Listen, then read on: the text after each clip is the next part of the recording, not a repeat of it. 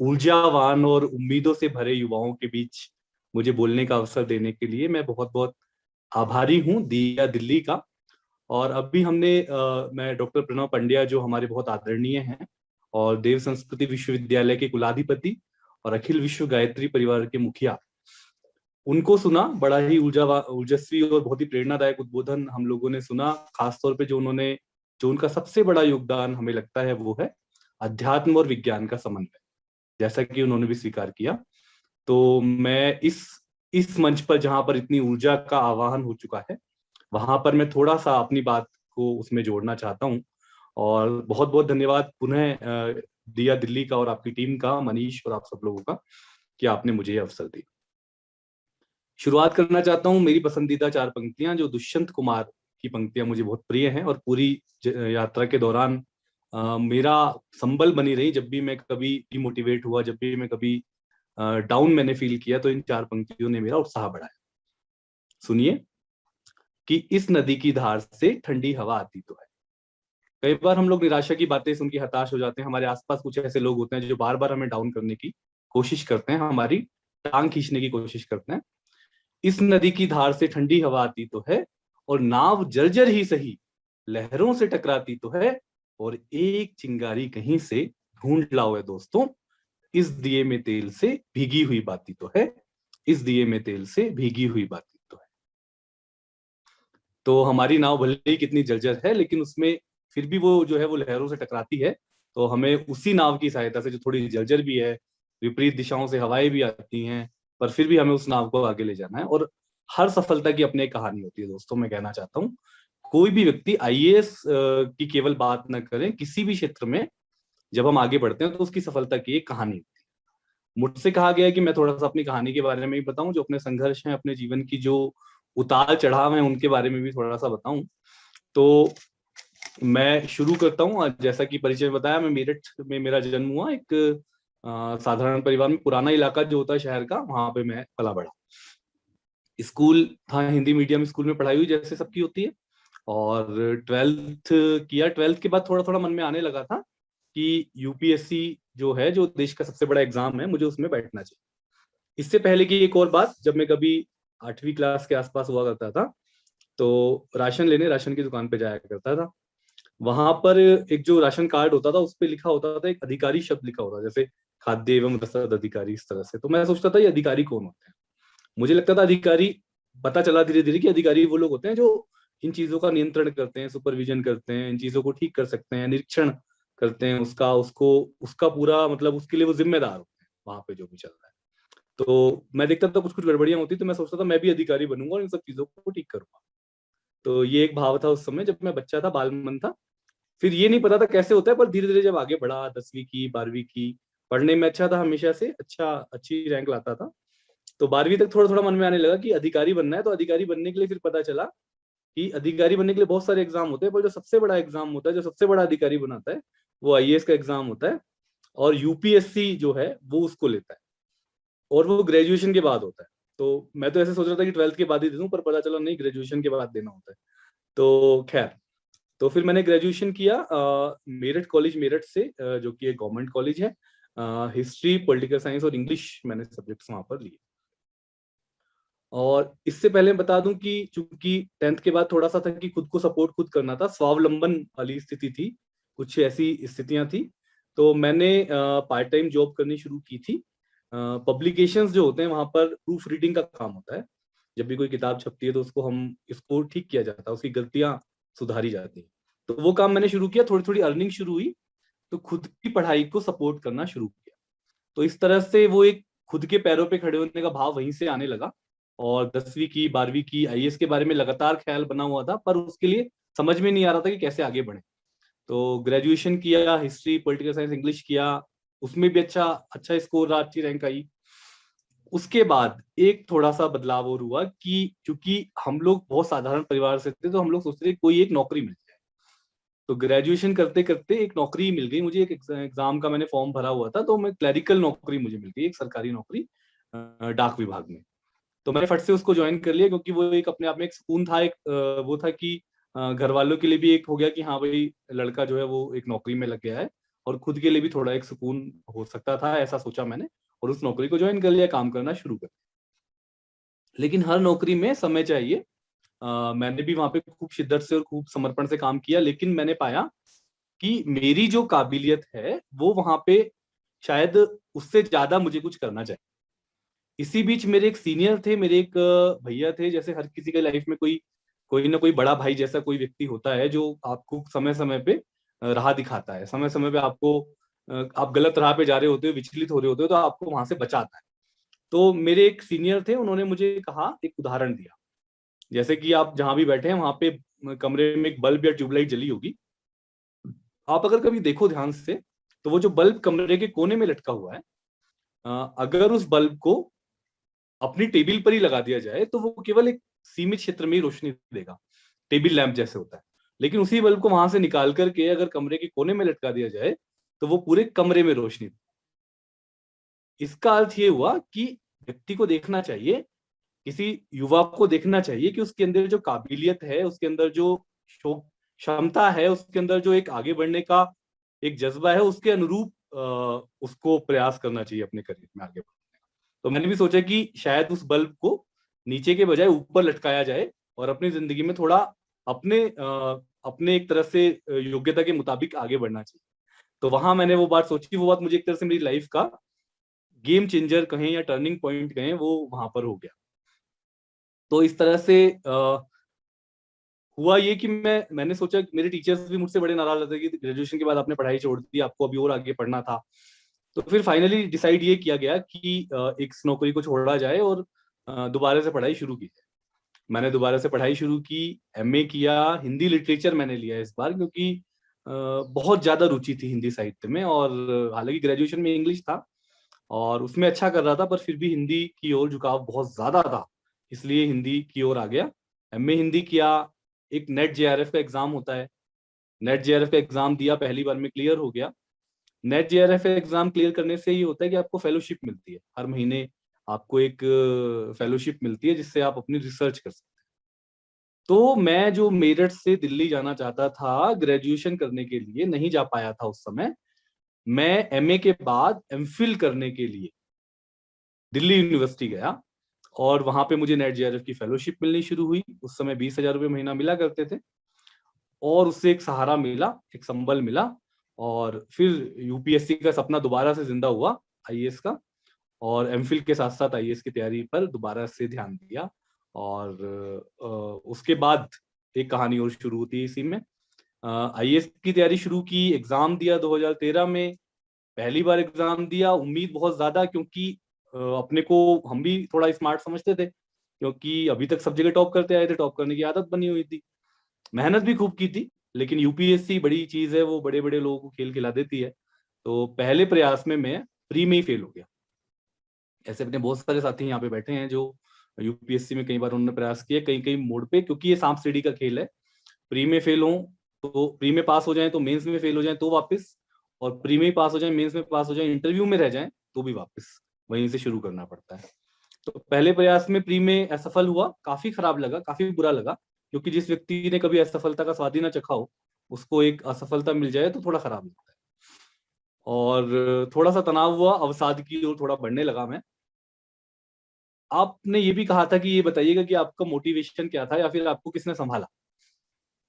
तो उस समय मेरे बड़े भैया, जो मेरे हमेशा से एक मार्गदर्शक रहे हैं, मेरे से 2 साल बड़े हैं, उन्होंने मुझे संभाला, उन्होंने मुझे मोटिवेट किया, उन्होंने मुझे उस अवसाद से बाहर निकाला। उन्होंने मुझे बताया कि दोबारा तुमको प्रयास करना चाहिए, तुम नहीं करोगे तो और कौन करेगा, तुम में वो काबिलियत है, केवल तुम प्री में फेल हो गए, जब तुम प्री में पास हो जाओगे तो मेंस में तुम लिखते बहुत अच्छा हो, तो मेंस में तुम निश्चित रूप से पास हो जाओगे। तो फिर ये हुआ, एक तो भैया ने संभल दिया, दूसरा मैं चूंकि एग्जाम वगैरह देखता रहता था, मैं अभी बात में आपको बता प्लान बी के बारे में कि मैंने कैसे प्लान बी का इस्तेमाल किया, और आपको भी करना चाहिए। तो मैंने उधर एक फॉर्म भरा हुआ था पार्लियामेंट में, ट्रांसलेटर की एक नौकरी निकली हुई थी, मैंने उसको भरा हुआ था, उसी में मेरा सिलेक्शन। तो देखिए कैसे होता है जिंदगी में कि एक तरफ तो यूपीएससी के प्री में फेल हुआ, दूसरी तरफ पार्लियामेंट में एक नौकरी।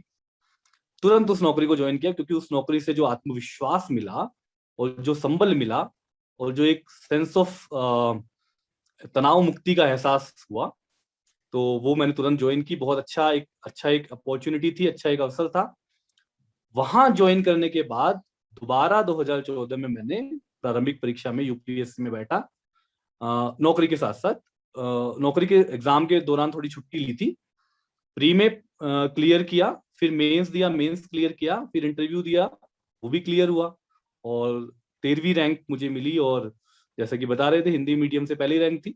और इस तरह से ये आज आपके सामने मैं जिस पद पे हूँ राजस्थान का डर में, डायरेक्टर टूरिज्म राजस्थान अभी मैं हूँ। तो ये यात्रा यहाँ तक आई। तो दोस्तों, आपने देखा इस पूरी यात्रा में जो सीखने वाली बात है, जो टेक अवे है, जो एक चीज है आपको अपने साथ ले जानी है, वो है परसिस्टेंस, निरंतरता। यानी कि इस सफर में आप देखेंगे कि एक खास बात है कि एक विद्यार्थी है जिसने पहले ग्रुप सी की नौकरी की, क्लरिकल, फिर ग्रुप बी की नौकरी की, और फिर ग्रुप ए में यूपीएससी जो सबसे प्रतिष्ठित परीक्षा मानी जाती है इस देश की, उसमें सफलता प्राप्त की। तो ये एक कदम दर कदम, स्टेप बाय स्टेप निरंतर आगे बढ़ते जाने की यात्रा है। और मेरी नहीं, ऐसी यात्रा हम में से बहुत सारे लोगों की है। हम सब ने जीवन में बहुत सारे संघर्ष किए हैं। कई जगह हम डाउन फील किया हमने, कई जगह हम अवसाद में गए फिर बाहर आए। कभी हमें किसी दोस्त ने मदद की, कभी हमने किसी फैमिली ने हमारी मदद की, कभी किसी टीचर ने हमारी मदद की, कभी हमने खुद को ही समझाया, खुद को ही मोटिवेट किया, सेल्फ मोटिवेट हुए। कभी किसी दोस्त ने या किसी युवा अभ्युदय ने हमें शायद मोटिवेट किया होगा। तो इस तरह से लगातार ये चीजें जीवन में चलती रही। ये थी यात्रा की बात। कुछ बातें जो मैं कहना चाहता हूँ, कुछ सूत्र जो मैं यहाँ पे आपके सामने देना चाहता हूँ अपने इस समय में। तो वो संक्षेप में 10-15 मिनट में मैं आपको 10 सूत्र बताऊंगा, जो मुझे लगता है आप सबको नोट करने चाहिए और आप सबको उनको बार बार दोहराना चाहिए। अभी बता रहे थे परिचय में, मेरी एक किताब रुक जाना नहीं के नाम से प्रकाशित हुई है, काफी युवाओं में लोकप्रिय भी है। उस किताब के भी कुछ सूत्र मैं यहाँ पे दूंगा और वो आपको विस्तार में वहां से पढ़ने को मिलेंगे। सबसे पहले जो आज का सूत्र है और जो देव संस्कृति की बात आज इस कार्यक्रम में की जा रही थी शुरुआत में, ऋग्वेद में एक सूक्त है, आनो भद्रः कृतवो यन्तु विश्वतः, जिसका अर्थ है let noble thoughts come to us from every side. सभी दिशाओं से श्रेष्ठ विचार हमारे पास आए। इसका अर्थ ये हुआ, जैसे गांधी जी ने भी कहा था कि दरवाजे और खिड़कियां खुले रखने चाहिए अपने घर के, ताकि हवाओं का झोंका आए, लेकिन वो हवाओं का झोंका इतना तेज ना हो कि वो दरवाजे खिड़कियां उखाड़ के ले। तो इसका मतलब ये हुआ कि हमें श्रेष्ठ विचार, नए विचारों के स्वागत के लिए हमेशा तत्पर रहना चाहिए, पर अपनी जड़ें जमाए रखते हुए। यानी अपने जो यहाँ पे बात की जा रही है कि अपने जो मूल्य हैं, अपने जो आध्यात्मिक मूल्य, अपने जो सांस्कृतिक मूल्य हैं, अपने जो सामाजिक मूल्य हैं, उनको बनाए रखते हुए नई चीजों को सीखना चाहिए। तो ये बहुत इंपॉर्टेंट है साथियों। केवल करियर में, लाइफ में, हर जगह ये काम आएगा कि श्रेष्ठ विचारों को अपने पास आने देना चाहिए, हमेशा उनका स्वागत करते रहना चाहिए। दूसरी बात जो मैं कहना चाहता हूँ, बहुत खास बात है, भारतीय दर्शन से आई है ये बात भी, इंडियन फिलोसफी से। 3 सिद्धांत है जो जीवन के मेरे 3 मार्गदर्शक हैं और आप सबके जीवन में ये बहुत महत्वपूर्ण रोल निभाते हैं, जीवन में, परीक्षा में, हर जगह। पहला है गीता का निष्काम कर्म। निष्काम कर्मियों को आपने सुना होगा, कर्मण्येवाधिकारस्ते मा फलेषु कदाचन माँ कर्मफल हेतुर्भु माते संगोत्सु कर्मणि। अब ये श्लोक तो हम सब ने सुना है, लेकिन इस श्लोक का अर्थ क्या है? इस श्लोक का अर्थ हम सब ने सुना है कि भाई कर्म करते रहो, फल की चिंता मत करो। एक बहुत लोकप्रिय सा अर्थ है इसका। पर इसका अर्थ जो मैंने समझा वो ये है कि कर्म करते रहो, फल की चिंता मत करो, फल के प्रति आसक्त मत हो, पर फल का प्रयास तो करो। क्योंकि अगर फल का मोटिवेशन नहीं होगा, नतीजे का मोटिवेशन नहीं होगा कि मैंने ये टारगेट सेट किया है या फिर ये मैंने एक लक्ष्य बनाया है, तो वो मोटिवेशन कैसे मिले? तो इसलिए कर्म करते रहो, फल की प्रति आसक्त मत हो, अटैच मत हो। यानी कि अगर आपने एग्जाम दे दिया और आप फिर उसके बाद बस यही सोचे जा रहे हो कि रिजल्ट क्या आएगा, रिजल्ट क्या आएगा, और कुछ भी नहीं कर रहे, वो नहीं करना है। एग्जाम देने के बाद ये सोचते हुए कि हाँ, सकारात्मक रिजल्ट आएगा, और अपना प्रयास जारी रखना। तो कर्म, ये जो कर्मयोग है, निष्काम कर्मयोग है, ये जीवन के हर मोड़ पे, एग्जाम में, यूपीएससी की तैयारी में, हर जगह हमारे काम आता है। दूसरा जो सूत्र है वो अनेकांतवाद है, जैन दर्शन का सिद्धांत है, बहुत इंटरेस्टिंग है, जो ये कहता है कि किसी भी चीज को अलग अलग नजरियों से देखना चाहिए, उसको अलग अलग दृष्टिकोणों से देखना चाहिए, क्योंकि जो ट्रूथ है वो मल्टीफोल्ड है। ट्रूथ जो है वो एब्सोल्यूट नहीं है। ट्रूथ जो है वो अलग अलग तरह से लोग उसको अलग अलग नजरियों से देखते हैं। जैसे कि एक उदाहरण है, हाथी और 7 अंधे लोगों का उदाहरण दिया जाता है इसमें, कि एक हाथी है, उसके अलग अलग अंगों को स्पर्श करके वो जो दृष्टिहीन लोग हैं वो उसको अलग अलग आकृति समझ रहे हैं। जैसे कि जो उसके कान को छू रहा है वो उसको पंखा समझ रहा है, जो उसकी पूंछ को छू रहा है वो उसको झाड़ू समझ रहा है। लेकिन हाथी जो है वो ना तो झाड़ू है ना वो पंखा है, वो हाथी है। लेकिन उसके लिए कैसे पता चलेगा वो हाथी है? जब हम उसको सभी दृष्टिकोणों से देखेंगे, उसको एज ए होल, समग्र रूप में देखेंगे, उसको कॉम्प्रिहेंसिव तरीके से देखेंगे, तब हमें समझ में आएगा। तो अनेकांतवाद ये कहता है कि किसी भी चीज को सारे नजरियों से देखिए, किसी एक नजरिए को पकड़ के मत बैठिए। ये सिद्धांत कैसे काम आता है हमारे जिंदगी में? कई बार हम सोचते हैं कि मैं जो कह रहा हूँ वही ठीक है और सामने वाला जो कह रहा है उसका जो मत है वो गलत। ना तो मैं जो कह रहा हूँ वो पूरी तरह ठीक है और ना जो सामने वाला कह रहा है वो पूरी तरह गलत है। ट्रुथ इनके बीच में कहीं लाई करता है। इसीलिए इसको कहते हैं, इसीलिए इसको अनेकांतवाद, यानी एक बात को पकड़ के ना बैठे। नॉन एब्सोल्यूट होती हैं चीजें, एब्सोल्यूट नहीं। तीसरा है मध्यम मार्ग, मिडिल पाथ उसको बोलते हैं, गोल्डन मीन उसको बोलते हैं। ये बौद्ध दर्शन से आया, बुद्ध ने हमें दिया है।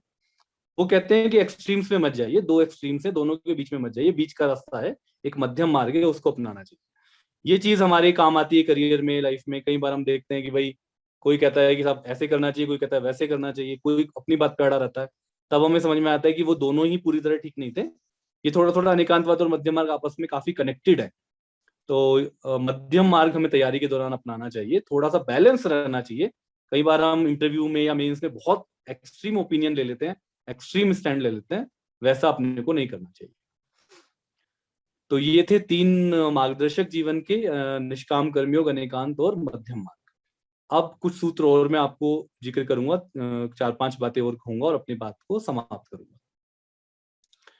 अस्त व्यस्त नहीं, व्यस्त और मस्त रहे। ये एक बात है जो हमारे स्टूडेंट लाइफ में बहुत ज्यादा काम आती है। जब हम तैयारी कर रहे हो तो उस दौर में बहुत ज्यादा काम आती है। हम लोग अस्त व्यस्त रहते हैं, हैप-हैजार्ड रहते हैं। बाजार में जाते हैं, मुखर्जी नगर में जाते हैं, कोई भी नई किताब, कोई भी नई गाइड आती हो तुरंत उसको खरीद लेते हैं। किसी दोस्त के रूम में जाते हैं, वहां पे जाके देखते हैं उसके यहाँ ये वाली गाइड, ये वाली मैगजीन आई हुई है जो मैंने नहीं पढ़ी, तो उसको भी खरीदना है।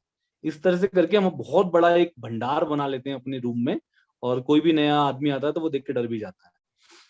ऐसा नहीं करना अपने को सीमित जो है कंटेंट रखना है और उसमें उसी को अच्छे से तैयार करना है। एक कहावत है कि it is better to read 1 book for 10 times than to read 10 books for 1 time.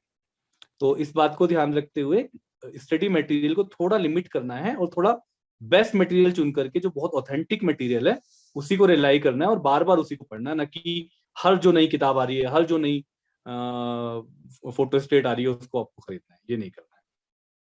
तो इसलिए सूत्र हुआ, अस्त व्यस्त नहीं, व्यस्त और मस्त रहे। व्यस्त और मस्त रहना बहुत किस्मत से मिलता है, और व्यस्त रहता है जो व्यक्ति वही मस्त रहता है। जो खाली रहता है वो खाली दिमाग शैतान का घर होता है, कहावत है, उससे वो गड़बड़ हो जाता है। अगली बात है, अपनी लकीर बड़ी करें। इसका अर्थ क्या हुआ कि हमें कभी दूसरे की लकीर को छोटा करने की कोशिश नहीं करनी है। दूसरा अगर आगे बढ़ रहा है तो आगे बढ़े, बहुत अच्छी बात है, अपन कोई सहयोग कर सकते हैं तो कर लें, पर उसको परेशान ना करें, उसको बाधित ना करें, उसको अपनी लकीर बड़ी करें, खुद को आगे बढ़ें, खुद अपने जीवन में सकारात्मक तरीके से आगे बढ़ें और अपनी लकीर को बड़ी करके कुछ ऐसा करके दिखाएं कि यहाँ लगे कि इस व्यक्ति ने अपनी लकीर को, अपनी राह को आगे बढ़ाया, ना कि दूसरे की राह को में कांटे बिछाने की कोशिश की। जैसे मैं, आप मेरी पूरी जर्नी जो मैं अभी बता रहा था उसमें भी आप देखेंगे कि मैंने हिंदी मीडियम से था, साधारण परिवार से था, वो बहुत सारी प्रिविलेजेस नहीं थे लाइफ में, पर फिर भी अपनी लकीर को बड़े करने की कोशिश की हमेशा। तो प्लीज ये वाला सूत्र आप जरूर जीवन में अपनाएं, यहाँ से लेकर के जाएं। एक बात और, कि अपनी ताकत और कमजोरियों को पहचानने का हुनर हमें होना चाहिए। हमें खुद सबसे ज्यादा ये बात पता है कि मेरी ताकत क्या है, मेरी स्ट्रेंथ क्या है और मेरी वीकनेस क्या है। इसी को स्वोट एनालिसिस बोलते हैं। तो इस स्ट्रेंथ और वीकनेस की पहचान खुद को ही करनी है। उसमें आपके दोस्त, टीचर, फैमिली वाले मदद जरूर कर सकते हैं। ताकत को और बढ़ाना है और वीकनेसेस पे मेहनत करके उनको रिमूव करना है। ये अगर हम कर लें तो मुझे लगता है कि कोई भी सफलता जीवन की हमसे दूर नहीं रह सकती। एक और बात आप सबको कहना चाहता हूँ दिया दिल्ली के इस मंच पे, कि आप सब लोग जो यहाँ पर हैं वो साथ साथ साथ आगे बढ़े। एक एक मंत्र है वेद में, संगच्छध्वम संवदध्वम संवो मनांसी जान। साथ साथ बोलें, साथ साथ बढ़े, साथ साथ एक दूसरे के मन को जाने, साथ साथ आगे बढ़े। क्योंकि अगर हमें कोई चीज सीखी है तो अगर हम किसी को उसको मदद कर लेंगे तो उससे कोई नुकसान नहीं होता और फायदा होता है। ग्रुप डिस्कशन में यही होता है, ग्रुप स्टडी में यही होता है कि हम जब जो चीज हमको अच्छे से आती है वो हमने पढ़ा दी दूसरे को, और जो उसको अच्छे से आती है उसने हमको पढ़ा दी, तो दोनों को वो चीज कंठस्थ हो जाती है, दोनों को वो चीज बहुत अच्छे से समझ में आ जाती है। तो इसलिए साथ निभाएं, एक दूसरे को की मदद करने से 100% मैं आपको बता रहा हूँ कि फायदा ही होगा, नुकसान नहीं होगा। परस्पर उपग्रहो जीवन नाम एक मंत्र है, उस तरह से आगे बढ़े, एक दूसरे की मेहनत से, एक दूसरे के सहयोग से ही हम जीवन में आगे बढ़ते हैं। एक और बात आपसे कहना चाहता हूँ, छोटे छोटे लक्ष्य बनाएं। कई बार हम लोग बहुत बड़े लक्ष्य बनाते हैं, वो लॉन्ग टर्म में काम आते हैं, पर छोटे छोटे लक्ष्य का मतलब है इस हफ्ते इतना पढ़ना है, इस महीने इतना पढ़ना है, 6 महीने तक का एक टारगेट बना लिया, उसको अचीव कर लिया। अचीव करने के बाद इतनी खुशी मिलती है कि जिसका कोई वो नहीं है, पारावार नहीं है। तो छोटे छोटे लक्ष्य बनाएं, छोटी छोटी खुशियों को सेलिब्रेट करें, और छोटी छोटी बातों का तनाव, कोई बार छोटी छोटी बात हो जाती है, गलती से कुछ बोल देते हैं, तो बहुत तनाव लेने की जरूरत नहीं है। ज्यादा हो तो उसको क्लियर कर लें, उसके लिए उससे क्षमा मांग लें जिससे आपने गलत बोल दिया है, और उसको बहुत लंबा ना खींचें। तो ये बात आप जरूर ध्यान रखें। परफेक्शन कुछ नहीं होता है, परफेक्शन के पीछे मत भागिए, एक्सीलेंस के पीछे भागिए। हमारा संविधान जो है उसके मूल कर्तव्य होते हैं, फंडामेंटल ड्यूटीज। उसके अंदर 10 नंबर की एक ड्यूटी है जो कहती है कि व्यक्तिगत और सामूहिक जीवन के प्रत्येक क्षेत्र में उत्कर्ष के लिए प्रयास करना, एक्सीलेंस के लिए प्रयास करना। तो स्ट्राइव फॉर एक्सीलेंस। हम लोग जीवन में जहां भी हैं, जिस भी पेशे में हैं, अगर हम टीचर हैं, अगर हम लॉयर हैं, अगर हम पत्रकार हैं, अगर हम कोचिंग पढ़ाते हैं, जो भी काम आप करते हैं दुनिया में, बिजनेस करते हैं, सब्जी बेचते हैं, जो भी काम करते हैं उसको परफेक्शन से नहीं, एक्सीलेंस के साथ करना है, श्रेष्ठ उत्कृष्ट तरीके से करना है। ये एक मंत्र जीवन में हमेशा हमको ध्यान रखना चाहिए। और अंत में एक बात और, कि एक दूसरे से सवाल पूछें कि क्या पढ़ रहे हैं, आजकल क्या पढ़ रहे हैं। क्योंकि हम लोग केवल टेक्स्ट बुक पढ़ते होते हैं, हम लोग कोई उसके अलावा जो एक इंटरेस्ट की चीजें होती है, रीडिंग हैबिट जो एक चीज होती है, वो थोड़ी मिस हो जाती है। तो प्लीज मैं बता रहा हूँ अपनी सफलता का राज भी, और मेरे सारे जो बैचमेट्स हैं, जो लोग हैं, उन्होंने काफी सारी चीजें पढ़ी हैं। टेक्स्ट बुक के अलावा जब फुर्सत मिले तो कोई ऐसे इंटरेस्ट की चीज भी पढ़े, देश दुनिया की बात कहीं हो, कहीं पे कोई साहित्य हो, कहीं पे कोई नॉन फिक्शन हो, हिस्ट्री या फिलोसफी की कोई चीज हो, सोशियोलॉजी की कोई चीज हो, रुचि के हिसाब से आपकी जो भी रुचि हो। लेकिन इसको बहुत तनाव लेके नहीं, आपकी टेक्स्ट बुक के साथ जब समय मिले तब करना है, जबरदस्ती नहीं करना है। तो ये सब बातें मेरी तरफ से आज के लिए थी। योग और आध्यात्मिकता से मुझे कोई मदद मिली या नहीं, तो मैं बताना चाहूंगा कि मुझे हमेशा मदद मिली है योग से और आध्यात्मिकता से। अलग अलग समय पे अलग अलग चीजों से मैं प्रभावित हुआ हूँ। मैंने प्राणायाम भी किया है, योग भी किया है, बहुत रेगुलर मैं नहीं कर पाया, ये मैं स्वीकार करता हूँ, पर जब जब मैंने किया तब तब मुझे फायदा हुआ है। इसलिए मैं कहूंगा कि आप अपने रूटीन में इवनिंग में या मॉर्निंग में योग और प्राणायाम को शामिल करना चाहिए। भारतीय संस्कृति की बात है, आप जीवन में जहां भी रहें थोड़ा सा ध्यान रखें कि हम भारतीय संस्कृति से हम लोग सब हम लोग बहुत कुछ सीखा है। और भारतीय संस्कृति की बहुत सारी ऐसी बातें हैं जो हम तब सीखते हैं जब हमें बाहर के लोग बताते हैं, विदेशी लोग आके बताते हैं कि आपका योग बहुत अच्छा है, आपकी स्पिरिचुअलिटी बहुत अच्छी है। वो लोग प्रभावित होते हैं, यहाँ पे आके महीनों आश्रमों में रहते हैं, तब हमें ध्यान आता है, अरे अरे हमारे यहाँ तो इतना अच्छा मतलब इतनी अच्छी चीजें पड़ी थी, इतना अच्छा खजाना पड़ा हुआ था, हमें ध्यान ही नहीं आया, हमने कभी उसका फायदा नहीं उठाया। तो इसलिए जरूरी नहीं कि जब दूसरे बताएं तभी समझ में आए, पहले ही अपनी जो अच्छी चीजें हैं भारतीय संस्कृति की, उनको हमें पहले ही समझना चाहिए, उनका फायदा उठाना चाहिए। इसी के साथ मैं 4 पंक्तियां फिर से, जैसे शुरू में मैंने 4 पंक्तियां सुनाई थी, अंत में भी 4 पंक्तियां सुनाता हूँ। और ये उन सब के लिए जिन्होंने जीवन में संघर्ष किया है, कुछ ना कुछ अचीव भी किया है, पर आगे कुछ और अचीव करना चाहते हैं, कि जिंदगी की असली उड़ान अभी बाकी है। जिंदगी की असली उड़ान अभी बाकी है, इरादों के इम्तिहान अभी बाकी हैं, और अभी तो नापी है मुट्ठी भर जमीन, आगे सारी जमीन सारा आसमान बाकी है, आगे सारी जमीन सारा आसमान बाकी है। इन्हीं पंक्तियों के साथ मैं विराम लेता हूँ। आगे सोनू सूद जी को सुनने का मौका मिलेगा, जो युवा दिलों की धड़कन है और हम सब जिन्हें बहुत चाहते हैं। तो मैं इसी के साथ पुनः धन्यवाद करते हुए दिया दिल्ली का, शांति कुंज और गायत्री परिवार का बहुत बहुत धन्यवाद, आभार। बहुत बहुत धन्यवाद सर। बहुत ही मोटिवेशनल। आपने जैसे कहते हैं कि अपनों से अपनी बात है, आपकी व्यस्तताएं हैं, आप एक वरिष्ठ पद पर हैं, फिर भी आपने ये जो रविवार है ये सबके जीवन में एक बदलाव का रविवार होगा, क्योंकि बहुत कुछ आपने वो अनुभव बताए जो बड़े ही मूल्यवान है। सर अभी कुछ पलों में कुछ प्रश्न जो अभी आए हैं उसमें से हम 1 2 3 क्वेश्चंस लेना चाहेंगे, यदि आपकी अनुमति हो। कोई 3 प्रश्न ले लीजिए। जी जी जी सर, ये कीर्ति का एक प्रश्न आया है कि how to handle stress during exams. Exam के दौरान स्ट्रेस कैसे हम हैंडल करें। यानी जब आप एग्जाम हॉल में बैठे हैं या फिर जब एग्जाम चल रहे हैं, ये मेरे शायद ख्याल से तक कुछ वैसा ही कह रहे हैं वो, कि एग्जाम के हाँ ठीक टेन्योर है। में। ठीक जी है, देखिए एग्जाम के दौरान स्ट्रेस से बचने का तरीका जो हम लोग भी आजमाते थे, एक तो पूरी नींद लेनी चाहिए। कई लोग ये सोचते हैं कि एग्जाम में सोना ही नहीं चाहिए। तो वो क्या होता है, हमारा ब्रेन जो है वो इस तरह से काम करता है कि उसको जब थोड़ा आराम मिलता है, जितना उसको चाहिए, 7 8 घंटे की नींद जब मिल जाती है, तो वो ज्यादा अच्छे से हम लोग वहां पे लिख पाते हैं। हल्का खाना खाना चाहिए, थोड़ा सा मॉर्निंग या इवनिंग वॉक दोनों में से जो भी आप कर सकते हैं, किसी पार्क में कर लें तो बहुत ही अच्छा है, वो कर लें। साथ में एक ये जरूर सोचे, वो मैं एक बात जो कहना भूल गया आपको कह देता हूँ, प्लान बी। यानी कि कोई दूसरा ऑप्शन भी लाइफ में सोच के चलें। हर एग्जाम लाइफ में फाइनल नहीं होता। अगर आप उस एग्जाम में सफल नहीं होते, अगर मैं आईएएस नहीं बनता, तो मैं कुछ तो करता, कहीं तो कुछ तो करता ना, और जो भी करता सार्थक करता। ये थोड़ी ना है कि आईएएस बनेंगे तभी सार्थक करेंगे। तो इसलिए आप प्लान बी भी तैयार रखें और ये सोचें कि अगर इस एग्जाम में नहीं भी हुआ, मतलब पूरी एक्सीलेंस के साथ, पूरी मेहनत के साथ एग्जाम दें, पर अगर नहीं हुआ तो भी मैं कोई बेकार नहीं हूं। मेरे अंदर बहुत सारी काबिलियत है, उसके हिसाब से मैं कोई और अच्छा काम भी करूंगा। तो उससे आप तनाव मुक्त रहेंगे। Thank you sir. एक प्रश्न चेतन पूछ रहे हैं कि how to develop reading habits in the era of social media and how to keep balance between social media and personal life. ये बहुत टफ काम है। हम में से सभी लोग जूझ रहे हैं इससे बचने के लिए। हालांकि हमारी तो मजबूरी ये भी हो गई कि हमारे यहाँ बहुत सारे काम सरकार में डिजिटल तरीके से भी होते हैं, और सोशल मीडिया के थ्रू भी बहुत सारी चीजें हमें मिलती हैं, बहुत सारे सुझाव और शिकायतें सोशल मीडिया पे भी आती हैं। तो खैर, तो अभी स्टूडेंट लाइफ की बात करें तो प्लीज थोड़ा बैलेंस बनाना है, ये आप ही को बनाना है। सर्फिंग और चैटिंग पे बहुत ज्यादा समय मत दीजिए, क्योंकि उसके लिए बहुत सारा समय आपको फ्यूचर में मिलने वाला है। अभी सिर्फ आप सोशल मीडिया का पे रहिए, मैं मना नहीं कर रहा हूँ, पर लिमिटेड, एक और केवल केवल जरूरत के हिसाब से उतना ही रहें तो ज्यादा अच्छा रहेगा।